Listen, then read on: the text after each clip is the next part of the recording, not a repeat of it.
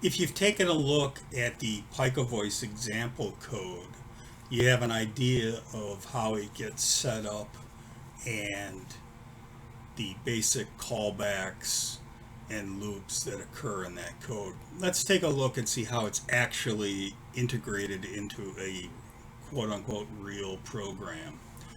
So this is a program that I've written that handles a specific use case, which is to send IR commands based on voice input. So it's putting together the ability of PicoVoice to tell me what the intent is, and then my IR code does the IR sending portion of it. And then any sort of user interface things like a display or whatnot. So as you saw in the example, you're going to have the include for PicoVoice and the parameter file. The parameter file again has all of your commands specific to chip, specific to UUID. Now, because I'm doing IR, I have some includes for IR libraries, and then I have includes for a display. I'm using a tiny little OLED display to display feedback. So that's that part of it. There is some definitions for screen height and whatnot, which I need for my display. The PicoVoice here is where you've got that access key set up. Please don't steal mine. It won't work anyway without the chips. The other standard setup stuff that you saw in the example file. The access key, it took me a while to figure out the proper format, but it's just quotes around the big thing of data they give you. This stuff is all app specific, so I'll skip by that.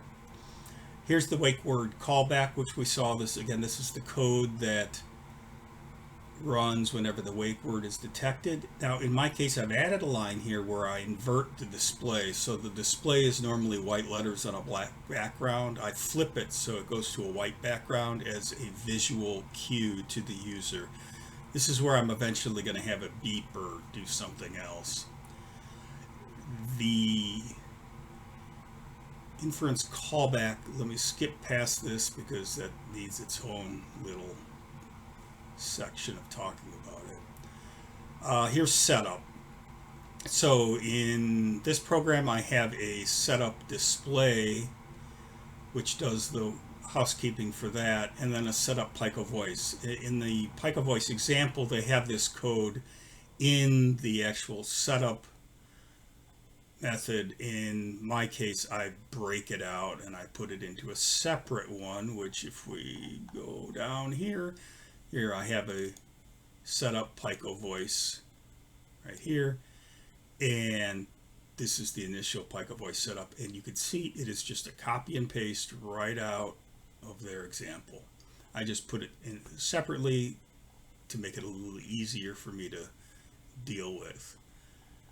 The setup display, again, this is for this particular display. I have a method for handling that. So let's scroll up again. So once setup is done, I have to do an IR sender because I'm doing IR. This is some debug code I have for IR, which if you don't do IR, you don't have to worry about any of that. Here's the loop. As you can see, there's really not a whole lot in the main loop. Most of my programs and my headless applications, I have a heartbeat, which is just a section of code that dumps the current amount of memory free, and it does this once a minute or so. There's a setting, and it flashes the LED. That way the user knows that it's still working, and I know that it hasn't locked up. It's completely optional. It's a good idea to include. The way that I handle commands is I have a variable that stores the current command requested, and then a method to handle that command. This is all defined by me, where 0 means there is no current command, and anything other than 0 means there is a command. And then, as you saw in the example code, you will have the PicoVoice loop code. Now, one thing to look out for in their example code and stuff in general is you'll see stuff like this while one. So if PicoVoice failed, it's going to sit there and do nothing else. So if you want your code to handle this differently, this is just an infinite loop. So, if 1 equals 1 would be an equivalent to while 1. So if you want to handle this in your code a little more elegantly, you could maybe assign a variable, PicoVoice failed, whatever, and then somewhere in your loop or your heartbeat, try restarting it or whatever, it depends. But just be alert to the fact that there are some while one loops in their example code, and if it reaches that condition, it will do an infinite loop and just sit there. Okay? Let's hop back up to the inference callback. Now, this is very similar to their sample code that they provided, where they printed out whether something is understood or not. What I have added in is I have a variable called command string, which I set to the intent. And I do this in case I don't want that command wiped out by that inference delete at the bottom. Because remember, running this will wipe out this object. So I learned that the hard way. I had it in the wrong place and it wiped it out too soon. So that's part of the reason why I have this command string. It's not necessarily needed. It also keeps some of the lower code a little bit cleaner. So in this case, if the word is understood, if it's part of the model, I'm going to have an intent, which is bed up, bed down, foot down, whatever I've defined. That's going to be assigned to the command string. And then I'm going to print out that command string. If it's not understood, which is where it hits the else, the command string is blank, blanks it out. I double check and make sure, are we still in understood? Yes. And then you have this big old if block, which I want to improve, but it's good for now.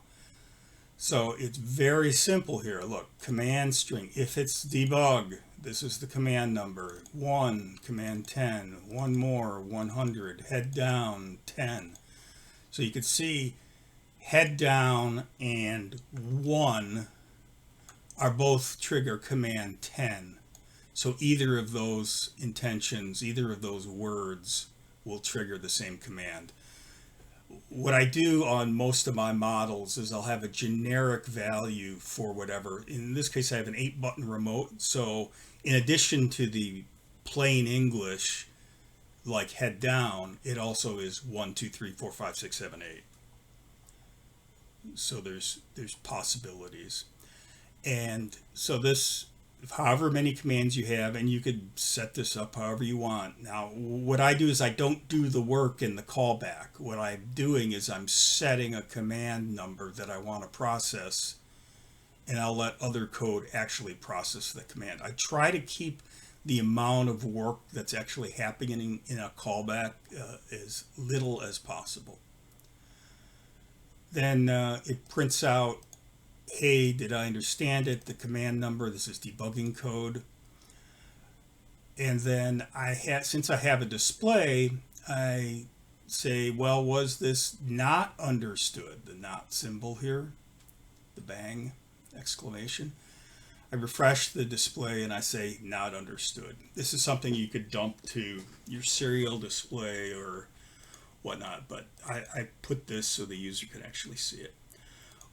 That's just feedback. And then I clear out that object. And then now that we're done listening, I revert the display. And again, that's just my particular display that I'm working with. Now, at that point, I have the command variable populated with a value, a non-zero value. So you can see in my loop, which loops forever. If the command is not 0, do handle command. Handle command is a big custom section of code, and this is what translates, hey, that command to what we should be doing. So in this case, I'm saying if it's command 10, we're going to send this IR data out, and then there's a delay, and then we'll loop for a certain period of time. In this particular use case, because different commands need to stay on for different lengths of time, that's why you see all of these cases in here. It's to handle not only the different commands, but the different time frames. So medium, long, short, and that's all defined in my code. And again, it depends on your use case. For example, if you were opening a door or calling an attendant or nurse, you would probably want to hold the IR down just for a second or so. But if you wanted to move the head of a bed up a more significant amount, you would want it running for maybe 5 seconds. So that's what this code does. Now, I'm using IR for this. This is where you would tie in and do your control whatever. So if you were controlling relays, you could start sending, digital writes high and low to control relays directly. You wouldn't need any of this IR stuff. So that is that. And then it just does some nice little last command on my display. I always show what the last command it recognized was, again, for just debugging and setting it up in the field. Now, if you are specifically working with IR and using the IR sender, the codes I have in a separate file, I had to record these codes because they're non-standard. So in my case, these were non-standard recorded codes that I recorded off of the remote using a different device. If you're using something standard like a TV or whatnot, you won't even need this. You'll be able to send the standard TV commands that are included in the library. This newest version of the library, which is from Armen, and I'm not going to pretend to pronounce his last name. This is his version 4 code of IR Sender. It is super great. You can get it on GitHub, Arduino IR Remote. It's very commonly used. It is very robust. It will send, it will receive, it will do other stuff.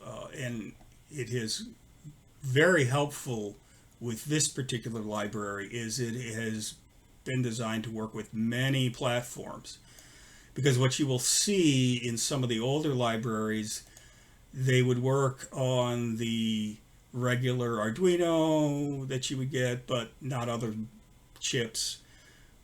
Or there would be specific ones for the ESP chips, or specific ones for the Raspberry Pi 2040, or the SAMD21, which I use all the time. This library has all of them, handles all of them, and it's great for cross-platform. If you're using different chips in your programming and doing IR, you can have your same IR code running on different boards. The parameters, which we've talked about previously, this is specific to PicoVoice. So this program, I have the key program. I have one holding IR codes, which you only need if you're doing IR, and only need if you have specifically defined raw data that you're sending. PinDefs, which is a standard header file that is used with the library, and params, which has the voice. So all this magic together, plus more, I mean, well, here's like the heartbeat code. If we've lasted longer than the heartbeat, and that's defined up top, flash an LED and get the heap statistics and print the number of threads and then the free memory, that sort of fun stuff. Nothing too exciting, but it allows me to check for memory leaks, things like that. So that is specific to programming IR using PicoVoice. So the main libraries you're going to need, if you're doing any of the voice, you'll need the PicoVoice stuff, obviously. If you're doing IR, in addition, you will want your favorite IR library. The current one that I'm enjoying is the 4.0 version of Arduino IR Remote. And then any other sensors or displays or things like that you'll have also.